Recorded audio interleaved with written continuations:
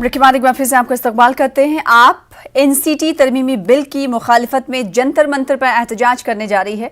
आप लीडर सौरभ भारद्वाज ने मरकज की जानिब से एनसीटी तरमीमी बिल को पेश किए जाने को जबरदस्ती दिल्ली का कंट्रोल हासिल करने से ताबीर किया है।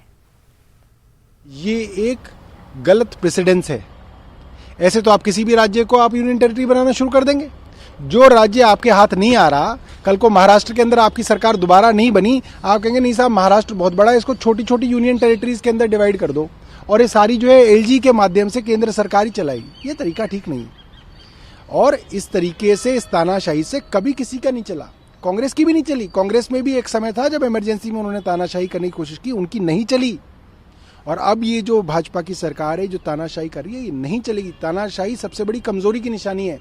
इसका मतलब आपको पता चल गया, अब आपसे लोग मोहब्बत नहीं करते, प्यार नहीं करते, आपकी इज्जत नहीं करते, आपका सम्मान नहीं करते। आप सिर्फ डंडे के जोर पे सरकार चलाना चाहते हैं।